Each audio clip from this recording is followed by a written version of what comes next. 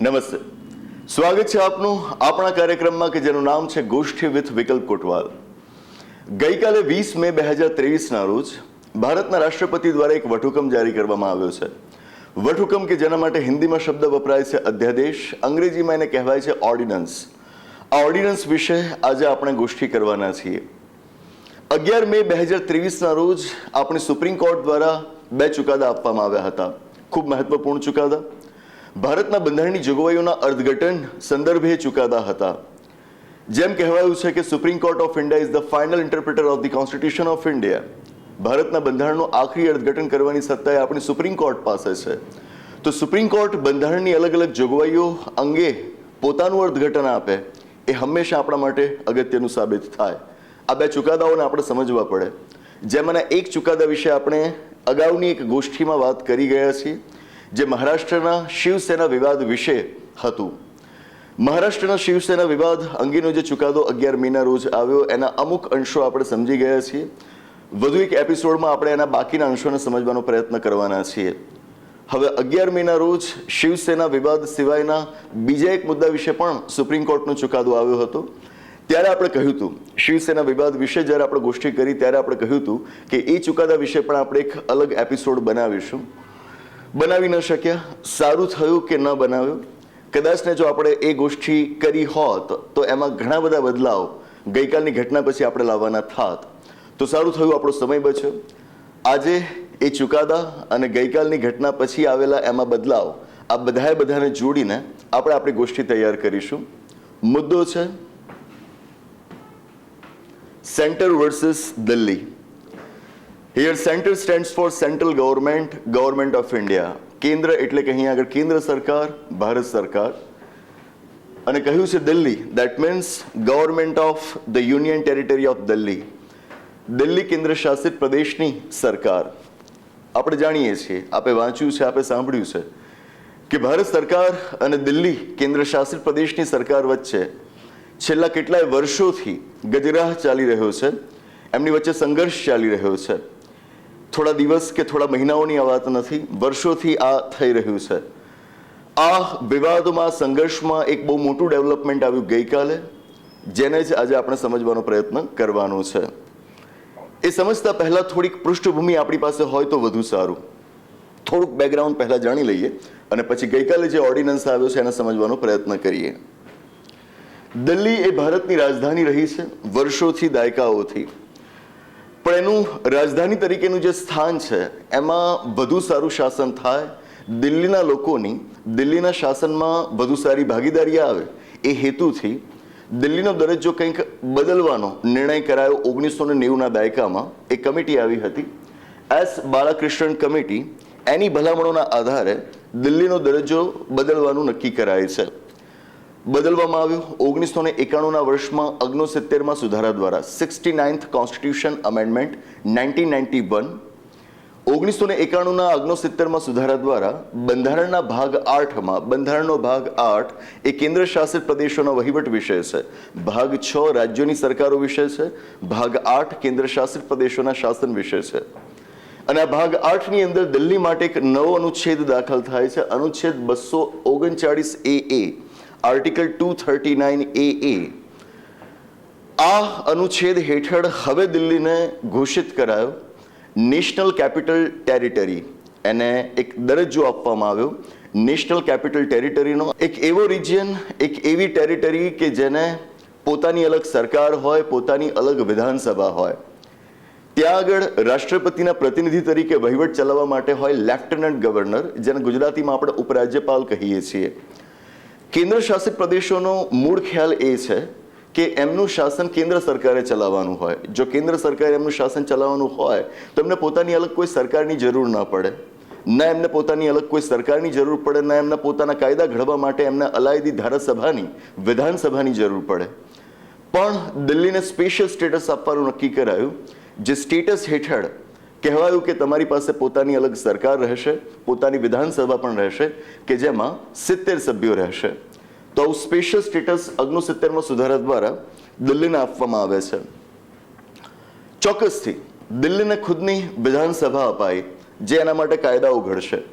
પણ એનો અર્થ એ ન થાય કે હવે સંસદ દિલ્હી માટે કાયદા નહીં ઘડી શકે. આવી જ વાત પુડુચેરી વિશે પણ છે. પુડુચેરી પણ એક એવો કેન્દ્ર શાસિત પ્રદેશ છે કે જેને પોતાની અલગ સરકાર છે, પોતાની અલગ વિધાનસભા છે. પણ જે કોઈ પણ કેન્દ્ર શાસિત પ્રદેશોને આ રીતે પોતાની અલગ વિધાનસભા આપવામાં આવે છે, એનો અર્થ એ ન થાય કે સંસદની એમના વિશે કાયદા ઘડવાની સત્તા ઓછી થઈ જાય છે. સંસદ એમના માટે કાયદા ઘડી શકે. દિલ્હી માટે સંસદની સત્તાઓ ઓછી નથી થઈ જતી. એનું સ્પેશિયલ સ્ટેટસ આવ્યા બાદ પણ ત્યાં સુધી કે અહીં આગળ તો સંસદની થોડીક સત્તાઓ દિલ્હીના સંદર્ભમાં વધી જાય, ઇવન પુડુચેરી કરતા. કેવી રીતે? સ્પેશિયલ સ્ટેટસ આપવામાં આવ્યું, પણ સાથે સ્પષ્ટતા કરવામાં આવી દિલ્હી માટે કે 3 વિષયો: police, public order and land. Police, public order એટલે કે જાહેર વ્યવસ્થા, લેન્ડ એટલે કે જમીન. આ 3 વિષયો પર દિલ્હીની વિધાનસભા કાયદા નહીં ઘડી શકે. સામાન્ય રીતે રાજ્યોની અંદર પરિસ્થિતિ એ હોય છે કે આ વિષયો ઉપર એમના રાજ્યની વિધાનસભા કાયદા ઘડી શકતી હોય છે. પણ અહીં આગળ બન્યું એ કે દિલ્હીને વિધાનસભા આપી છતાં એમના આ 3 વિષયો ઉપર એમને કાયદા ઘડવાની સત્તા નથી અપાઈ. આ 3 વિષયો ઉપર દિલ્હી માટે માત્ર ને માત્ર સંસદ જ કાયદા ઘડી શકે. આવું તો પુડુચેરી માટે પણ નથી. તો આ એક કોન્સ્ટિટ્યુશનલ સ્પેશિયલ સ્ટેટસ દિલ્હી માટે તૈયાર કરાયું 1991ના વર્ષમાં. ચાલ્યું. હવે દિલ્હીની અંદર વિધાનસભા માટે ઇલેક્શન્સ થવા માંડ્યા. લોકતાંત્રિક રીતે ચૂંટાયેલી સરકાર હવે ત્યાં આગળ બનવા માંડી અને રાષ્ટ્રપતિના પ્રતિનિધિ તરીકે લેફ્ટનન્ટ ગવર્નર તો ત્યાં આગળ છે જ કે જે દિલ્હીનો વહીવટ ચલાવે છે. ચીફ મિનિસ્ટર અને કાઉન્સિલ ઓફ મિનિસ્ટર્સની સાથે રહીને લેફ્ટનન્ટ ગવર્નર રાષ્ટ્રપતિની નિગરાનીમાં દિલ્હીનો વહીવટ ચલાવી રહ્યા છે. બધું સારી રીતે ચાલી રહ્યું હતું, પણ 2010ના દશકમાં જે પ્રકારના રાજનૈતિક પરિવર્તનો આપણા દેશમાં આવ્યા અને એના પછી જે ઘટનાક્રમ થયો એ દિલ્હી માટે, એના શાસન માટે ઘણો ખરો નુકસાનકારક હતો. ત્યાંથી જ વિવાદો શરૂ થાય છે. 2014માં કેન્દ્રમાં સત્તા પરિવર્તન થયું અને આ જ અરસામાં આપને ખ્યાલ છે કે દિલ્હીમાં પણ સત્તા પરિવર્તન થયું કે જ્યાં આગળ આમ આદમી પાર્ટીની સરકાર રચાઈ. 2015ના વર્ષમાં ઘટના એ ઘટી કે ભારત સરકાર દ્વારા એક નોટિફિકેશન જારી કરવામાં આવ્યું, જે નોટિફિકેશન દ્વારા ત્યાંના લેફ્ટનન્ટ ગવર્નરને ત્યાં દિલ્હી રાજ્ય, દિલ્હી કેન્દ્ર શાસિત પ્રદેશની સરકારની નોકરીઓ ઉપર કંટ્રોલ આપવામાં આવ્યો, એના ઉપર અંકુશ આપવામાં આવ્યો. સામાન્ય રીતે રાજ્યની અંદર જે કોઈ પણ સરકારી નોકરીઓ હોય, રાજ્ય સરકારની જે સેવાઓ હોય, એના ઉપર રાજ્ય સરકારનું નિયંત્રણ રહેતું હોય. રાજ્યપાલ તો કહેવા ખાતરના વડા હોય. દિલ્હીના કિસ્સામાં થવું એ લેફ્ટનન્ટ ગવર્નર કે જે રાજ્યોના રાજ્યપાલની માફક બંધારણીય વડા પણ નથી, એમને ત્યાંની નોકરીઓ ઉપર, દિલ્હી સરકારની નોકરીઓ ઉપર અંકુશ આપવામાં આવ્યું, ત્યાં આગળ કંટ્રોલ આપવામાં આવ્યો. અને અહીંયાથી એક મોટા વિવાદની શરૂઆત થાય છે. એનું જેનેસિસ અહીં આગળ રહેલું છે. હવે જે દિલ્હીની આમ આદમી પાર્ટી સરકાર હતી, એમણે આ નોટિફિકેશનને ચેલેન્જ કર્યું અને પડકાર્યું દિલ્હી હાઈકોર્ટની અંદર. અને આપ જોશો, દિલ્હી હાઈકોર્ટમાં જ્યારે આ મુદ્દો ગયો, દિલ્હી હાઈકોર્ટ અપહેલ્ડ ઇટ, એટલે કે દિલ્હી હાઈકોર્ટ એને માન્ય રાખ્યું, બંધારણીય રીતે એને યોગ્ય ઠેર્યું. એટલે કે દિલ્હી હાઈકોર્ટ એમ માને છે કે લેફ્ટનન્ટ ગવર્નરનો અંકુશ એ તમારી સરકારી નોકરી ઉપર હોય, એ માન્ય છે, યોગ્ય છે, બંધારણ પ્રમાણે સ્વીકાર્ય છે. એટલે હવે દિલ્હી હાઈકોર્ટનો આ જે આદેશ આવે છે એને આમ આદમી પાર્ટીની સરકાર, દિલ્હીની સરકાર ચેલેન્જ કરે છે સુપ્રીમ કોર્ટની અંદર. સુપ્રીમ કોર્ટમાં આખી મેટર લઈ જાય છે. સુપ્રીમ કોર્ટમાં આ વિષય પર આખી એક બંધારણીય ખંડપીઠ બને છે, એક કોન્સ્ટિટ્યુશન બેન્ચ બને છે કે જે કોન્સ્ટિટ્યુશન બેન્ચ 2018ના વર્ષમાં એક જજમેન્ટ આપે છે. જે જજમેન્ટની અંદર એ વિસ્તારથી કેન્દ્ર અને દિલ્હી વચ્ચેના સંબંધોની પરિભાષા કરે છે. હવે આ જે જજમેન્ટ આવ્યું, that was completely in favour of Delhi government. એ સંપૂર્ણપણે દિલ્હીની સરકારની તરફેણમાં જ હતું. ઘણી બધી વાતો એમાં કરાયેલી હતી, પણ સ્પેસિફિક જે નોકરીઓનો ઇસ્યુ હતો એની વાત આમાં નહોતી. કારણ કે નોકરીઓનો આ જે મુદ્દો હતો એ સુપ્રીમ કોર્ટની બીજી એક બેન્ચને સોંપવામાં આવેલો હતો, જેમાં 2 ન્યાયાધીશો હતા. નોકરીઓ સિવાયના જેટલા પણ વિવાદો હતા કેન્દ્ર અને દિલ્હી વચ્ચે, એનું સમાધાન 2018ના સુપ્રીમ કોર્ટના ચુકાદામાં મળી જાય છે કે જે એક કોન્સ્ટિટ્યુશન બેન્ચ દ્વારા આપવામાં આવ્યો હતો. પણ સ્પેસિફિકલી સર્વિસીસની જે મેટર છે એ સુપ્રીમ કોર્ટની વધુ એક બેન્ચને રેફર કરાયેલી હતી કે જેમાં 2 ન્યાયાધીશો હતા. મેટર એમણે સાંભળી અને 2019ના વર્ષમાં એમણે પોતાની વર્ડિક્ટ આપી.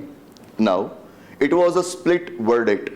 સ્પ્લિટ વર્ડિક્ટ એટલે એક ન્યાયાધીશ કોઈ એક બાબત દર્શાવે છે, જણાવે છે, જેનું સમર્થન બીજા ન્યાયાધીશ નથી કરતા.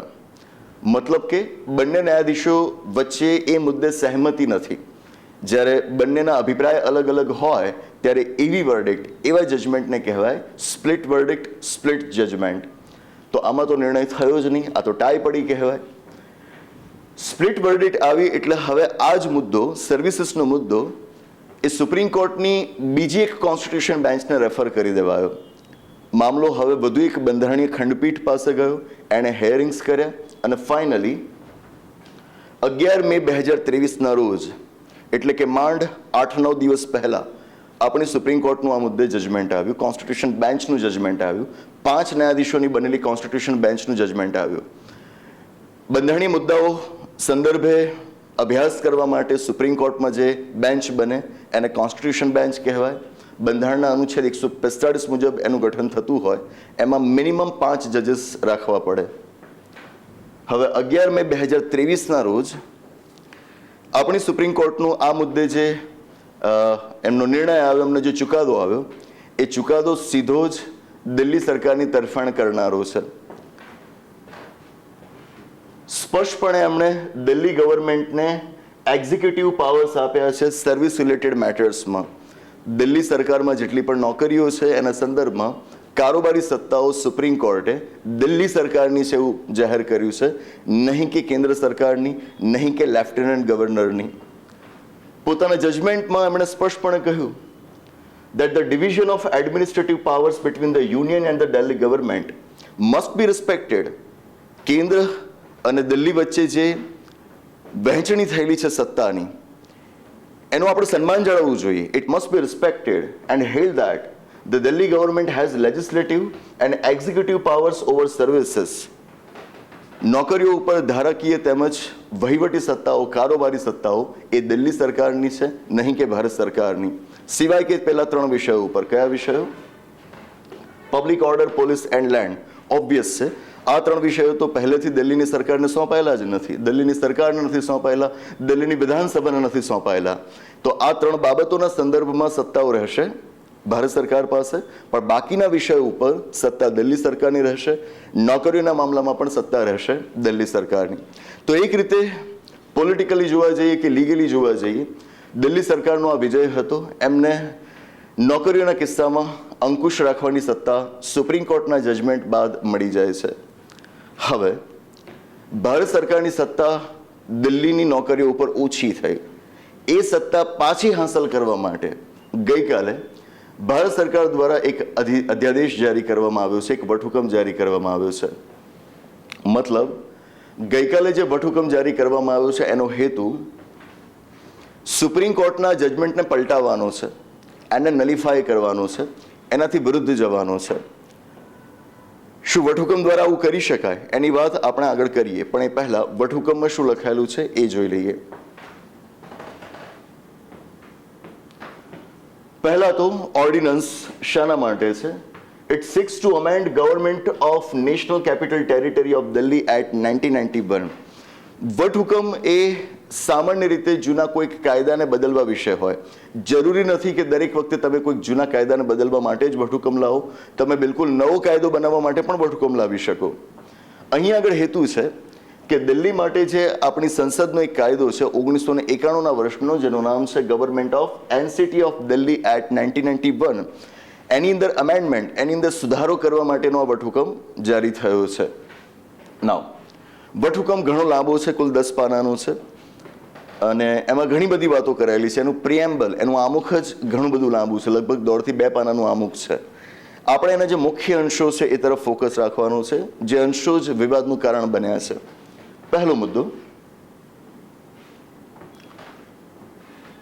વટહુકમમાં કહેવાયું છે કે સર્વિસીસની જે મેટર છે, દિલ્હી સરકારની નોકરીઓની જે મેટર છે, એના ઉપર હજુ સુધી સંસદનો કોઈ સ્પેસિફિક લો નથી બન્યો. સંસદનો કોઈ એના માટે કાયદો નથી ઘડાયો.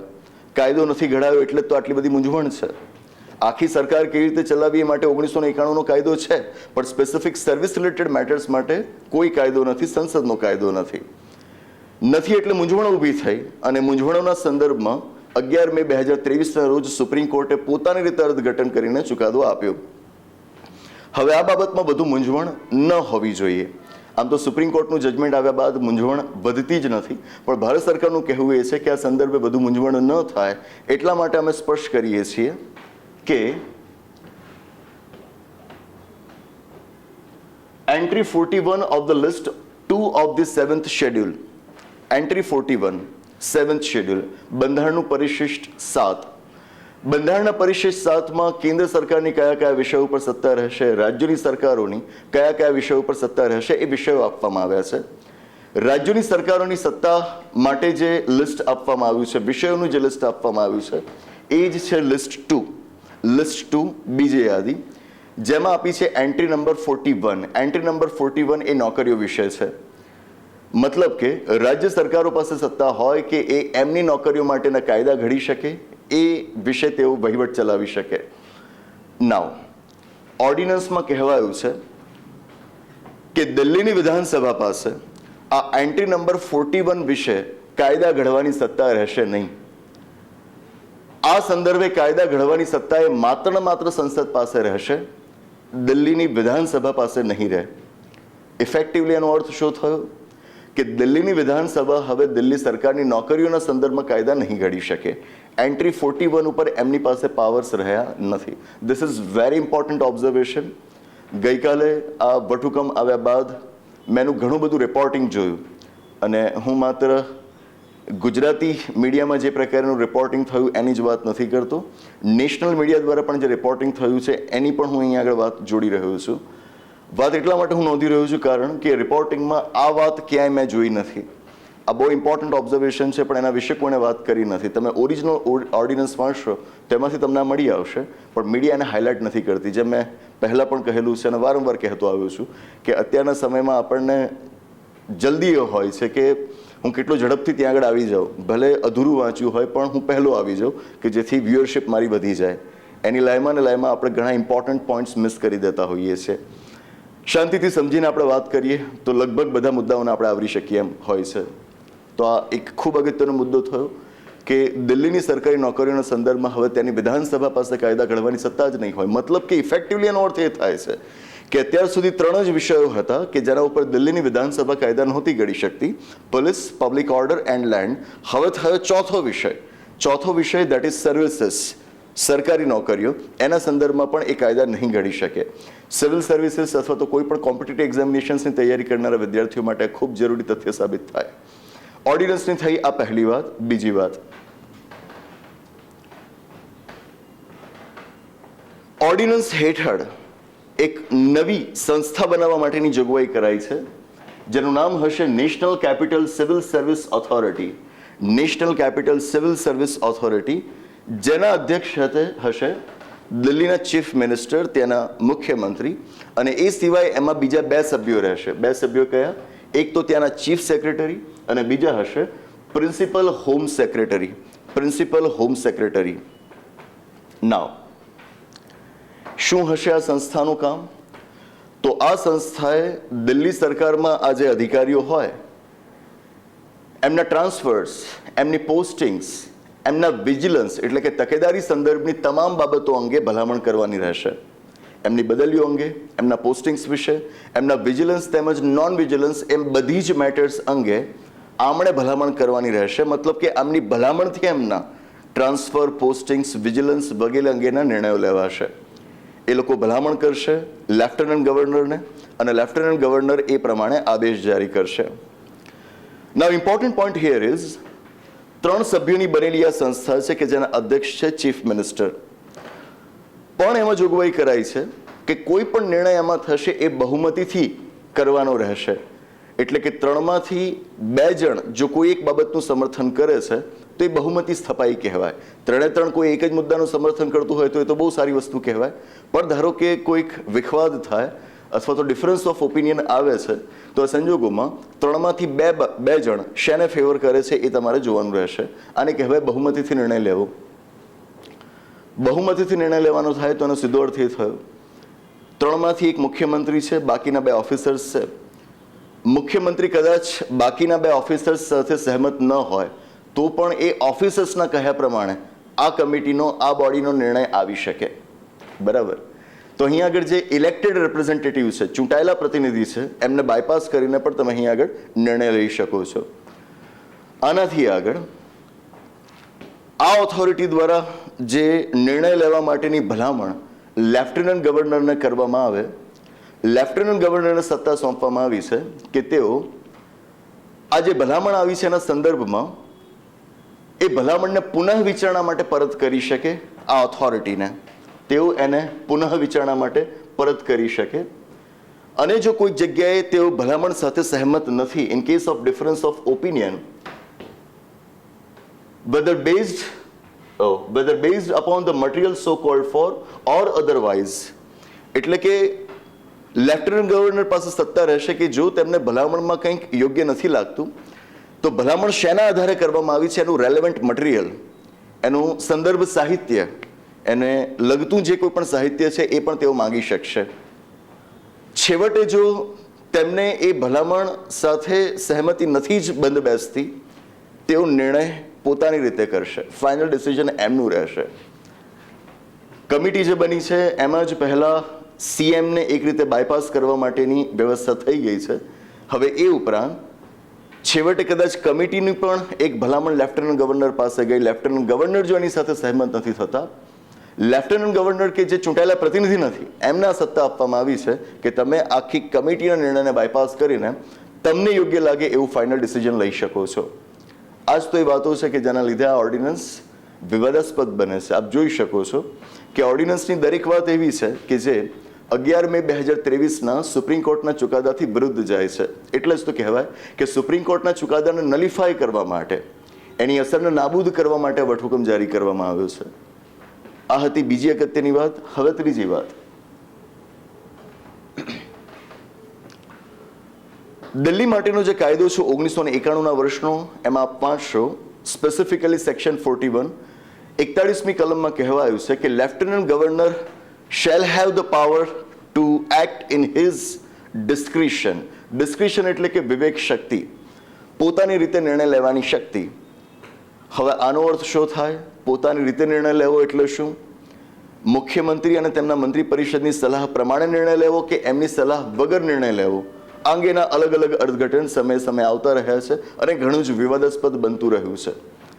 ઓર્ડિનન્સમાં શું કહેવાયું છે કે ઓરિજિનલ એક્ટમાં જે અત્યાર સુધી લખાયેલું હતું કે લેફ્ટનન્ટ ગવર્નર પોતાના ડિસ્ક્રિશનથી કામ કરશે, જે ડિસ્ક્રિશન લખાયેલું છે એને બદલીને લોકોએ કરી નાખ્યું છે in his sole discretion. Sole means only, ફક્ત, માત્ર. મતલબ કે લેફ્ટનન્ટ ગવર્નર માત્ર ને માત્ર પોતાની વિવેક શક્તિથી નિર્ણય કરી શકશે.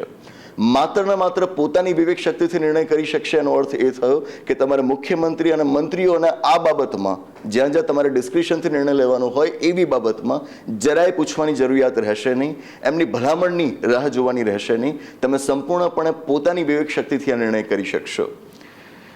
ઇલેક્ટેડ ગવર્મેન્ટને બાજુ પર મૂકીને લેફ્ટનન્ટ ગવર્નર કે જે બંધારણીય વડા પણ નથી દિલ્હી માટે, એમને આવડી મોટી સત્તા આપવી એ કેવી રીતે યોગ્ય કહેવાય? આજ તો એ બાબતો છે કે જેથી આ વટહુકમ વિવાદાસ્પદ બની રહ્યો છે.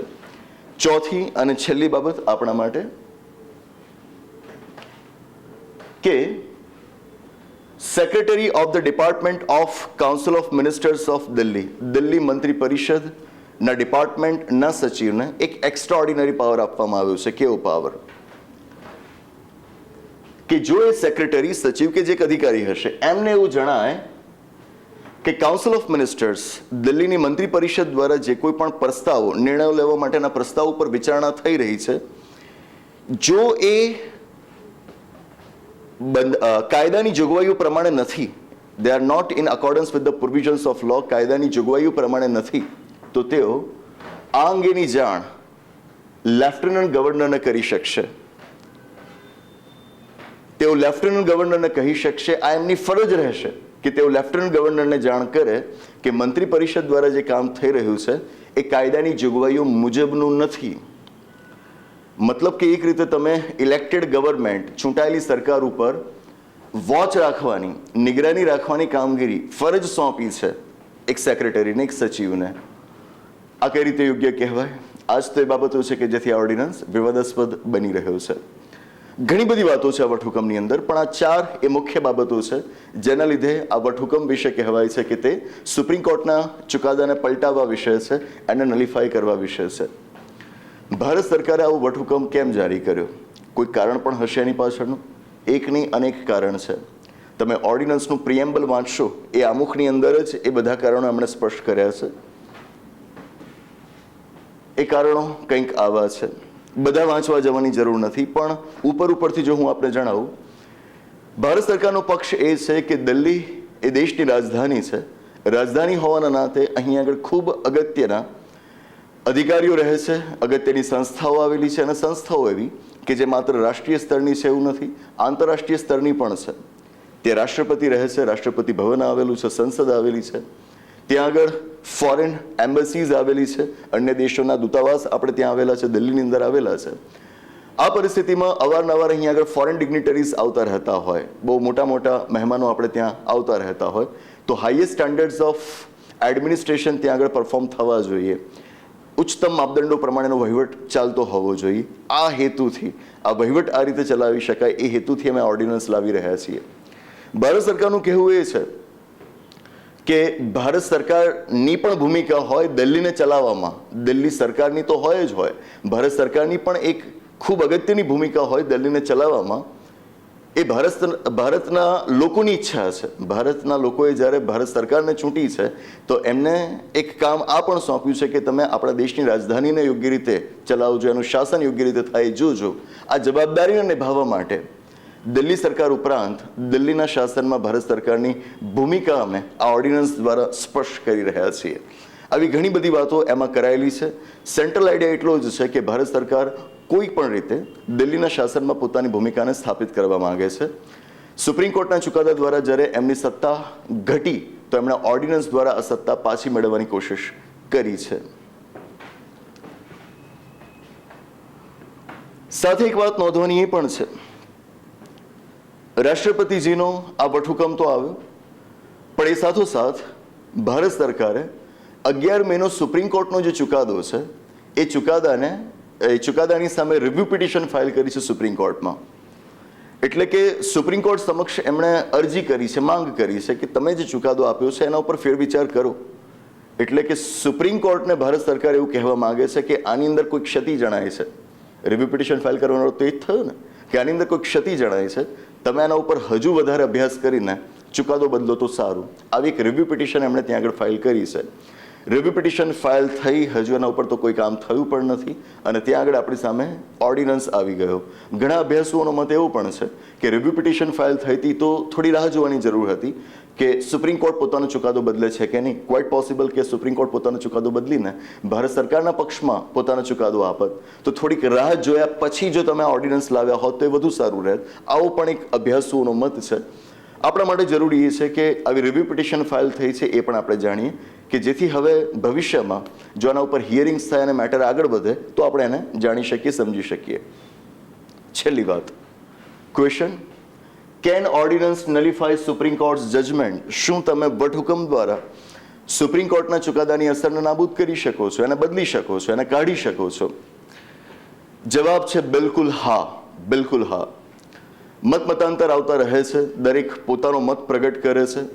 કાનૂની દ્રષ્ટિકોણથી એ રજૂ થતો હોય તો ખૂબ સારું, પણ રાજનૈતિક દ્રષ્ટિકોણથી જો એને રજૂ કરવામાં આવે તો વાંચનારા, સાંભળનારા ખોટી દિશામાં ભટકી જાય. અહીં આગળ કાનૂની બંધારણીય દ્રષ્ટિકોણથી કહીએ તો ચોક્કસથી ભારતના રાષ્ટ્રપતિ પાસે સત્તા હશે કે તેઓ વટહુકમ દ્વારા સુપ્રીમ કોર્ટનો ચુકાદો બદલી શકે. સુપ્રીમ કોર્ટ પાસે આપણા બંધારણનું અર્થઘટન કરવાની આખરી સત્તા છે, વાત સાચી, પણ સુપ્રીમ કોર્ટ કહેવાય છે એનો અર્થ એ નથી તે દેશમાં સુપ્રીમ છે. સુપ્રીમ કોર્ટ કહેવાય છે એનો અર્થ એ ન થાય કે એ આપણા દેશમાં સુપ્રીમ છે, સર્વોચ્ચ છે. આપણા દેશમાં એક જ વસ્તુ સર્વોચ્ચ છે અને છે દેશનું બંધારણ. તમામ સંસ્થાઓએ બંધારણના તાબા હેઠળ કામ કરવાનું હોય. સુપ્રીમ કોર્ટ દ્વારા જે આપવામાં આવેલો ચુકાદો હોય, જો એના સંદર્ભમાં ક્ષતિ જણાય તો એને બદલવા માટેની વ્યવસ્થા પણ આપણે ત્યાં થઈ શકે. કેવી રીતે? સંસદ એક કાયદો બનાવીને સુપ્રીમ કોર્ટના ચુકાદાને બદલી શકે. સંસદ કાયદો બનાવીને સુપ્રીમ કોર્ટનો ચુકાદો બદલી શકે, સંસદ બંધારણમાં સુધારો કરીને સુપ્રીમ કોર્ટના ચુકાદાને બદલી શકે. અને આ વાતો થઈ શકે એવું નથી. ભૂતકાળમાં સેંકડો વખત થઈ ચૂકી છે. ભૂતકાળમાં આપ જોશો તો આવું અનેકો વખત થઈ ચૂક્યું છે. ઉપરાંત કેન્દ્રીય સ્તર પરથી સંસદ આ રીતે સુપ્રીમ કોર્ટના ચુકાદાની અસરને નાબૂદ કરી શકે છે. રાજ્ય સ્તર ઉપર પણ આ કામ થઈ શકે. મતલબ રાજ્યની ધારાસભાઓ પણ કાયદા ઘડીને સુપ્રીમ કોર્ટના ચુકાદાની અસરને નાબૂદ કરી શકે છે. મતલબ કે આ એવડી મોટી વાત નથી કે જેવડી એ દેખાય છે. બંધારણીય દ્રષ્ટિએ જ્યારે આવો ગજગ્રાહ સર્જાયો હોય, સંઘર્ષ થતો હોય તો આપણા માટે ચિંતાનો વિષય બને, સ્વાભાવિક છે. પણ ભૂતકાળની ઘટનાઓને આપણે જ્યારે જોઈશું ત્યારે સમજાશે કે સુપ્રીમ કોર્ટના ચુકાદાઓને આ રીતે રાજ્ય સ્તર પર બદલવા, કેન્દ્રીય સ્તર પર બદલવા, બંધારણમાં ફેરફાર કરીને બદલવા, ઇટ્સ ક્વાઇટ કોમન. એ ઘણું કોમન થઈ ચૂક્યું છે. સંસદ જેવા જેવા કાયદા ઘડી શકે, એવા એવા ઓર્ડિનન્સીસ ઇસ્યુ કરી શકે ભારતના રાષ્ટ્રપતિ. ભારતના બંધારણના અનુચ્છેદ 123 હેઠળ ભારતના રાષ્ટ્રપતિને એક સત્તા આપવામાં આવી છે કે સંસદ જેવા જેવા કાયદા ઘડી શકશે એવા તમામ વટહુકમો જારી કરી શકશે આપણા રાષ્ટ્રપતિ. રાષ્ટ્રપતિ પોતાના વટહુકમ દ્વારા સંસદના કોઈ કાયદાને બદલી શકે છે, નવો કોઈ કાયદો બનાવી શકે છે, જૂના કોઈ કાયદાની અસર નાબૂદ કરી શકે છે. રાષ્ટ્રપતિ વટહુકમની મદદથી એ તમામ બાબતો કરી શકે કે જે સંસદ કાયદાની મદદથી કરી શકે. કારણ કે વટહુકમ છેવટે છે તો એક કાયદો છે. એને કામ ચલાવ કાયદો કહેવાય, ટેમ્પરરી લો કહેવાય, પણ છેવટે છે તો એક કાયદો જ ને. તો એની મદદથી તમે એ દરેક વસ્તુ કરી શકો કે જે તમે સંસદના કાયદાની મદદથી કરી શકતા હો. માત્ર એક વાત ન કરી શકો, અને છે બંધારણમાં સુધારો. રાષ્ટ્રપતિ વટહુકમની મદદથી ક્યારે આપણા બંધારણમાં સુધારો ન કરી શકે, પણ બંધારણમાં સુધારો કર્યા સિવાય એ બધું જ કરી શકે. તો આ રીતે જો સુપ્રીમ કોર્ટના ચુકાદાને તમારે બદલવો હોય તો ઓર્ડિનન્સનો રૂટ તમે અખત્યાર કરી શકો. એની યોગ્યતા વિશે, એના વિવેક વિશે સવાલો ઊભા થાય, એની પાછળ નૈતિકતાના સવાલો, બંધારણીય નૈતિકતાના સવાલો ઊભા થાય, એ બિલકુલ સાચા. એ બિલકુલ સાચા. અને એના ઉપર તો બહેસ થવી જ જોઈએ. બહેસ થશે તો આપણો બંધારણવાદ હજુ આગળ વધશે. એ જરૂરી છે. પણ કાનૂની દ્રષ્ટિકોણથી જોઈએ તો એ વાતથી આપણે ઇનકાર નથી કરી શકતા કે સુપ્રીમ કોર્ટના ચુકાદાને ઓર્ડિનન્સ દ્વારા ન બદલી શકાય. ખુદ સુપ્રીમ કોર્ટે પોતાના પાસ્ટ જજમેન્ટ્સમાં આવી બાબતોને સ્વીકારેલી છે કે એના ચુકાદાઓને સમય સાથે કોઈક ને કોઈક માધ્યમથી બદલી શકાય છે. That's it. તો આ વાત હતી, આ ગોષ્ઠી હતી ભારત સરકારના ઓર્ડિનન્સ વિશે કે જે દિલ્હી સરકારને ચલાવવા વિશે છે, તેની નોકરીઓ વિશે છે. હજુ આના ઉપર ઘણી બધી વાતો આગળ જતા આવશે. આ ઓર્ડિનન્સ ઉપર ઘણી બહેસ થશે અને હજુ રિવ્યુ પિટિશન જે કેન્દ્ર સરકારે ત્યાં ફાઇલ કરી છે એના આધારે પણ સુપ્રીમ કોર્ટમાં જ્યારે મામલો થશે ત્યારે આપણી સામે ઘણી બધી વાતો આવતી રહેવાની છે. સમય સાથે આ વાતો આવતી રહેશે, આપણે એના પર ગોષ્ઠી કરતા રહીશું. અપેક્ષા એ છે કે આવા મુદ્દાઓની ચર્ચા કરીને આપણે કાનૂની અને બંધારણીય જાગૃતિ ફેલાવવાનો એક આપણો ઉદ્દેશ્ય સ્પષ્ટ કરી રહ્યા છીએ. જે સમાજ બંધારણ અને કાયદાની આવી વાતોને નથી સમજતો, એની ચેતના સમય સાથે મળતી જાય છે. સામાજિક ચેતના માટે પણ પહેલાં બંધારણની ચેતના આપણી અંદર હોય એ જરૂરી છે. તો બંધારણની ચેતના પ્રગટાવવા માટે પહેલાં બંધારણ શું કહે છે એ પણ આપણે જાણવું જરૂરી બની જાય. તો યેન કેન પ્રકારે, સીધી નહીં તો આડકતરી રીતે બંધારણ અને કાયદાની વાતો આપણે આ પ્લેટફોર્મ ઉપર મૂકતા રહ્યા છીએ અને હજુ મૂકતા રહીશું. તો આ વાત હતી આજની ગોષ્ઠીની. આવનારા એપિસોડમાં આવા જ વધુ એક રસપ્રદ અને મહત્વપૂર્ણ મુદ્દાની ગોષ્ઠી સાથે પાછા મળીશું. આભાર. નમસ્તે.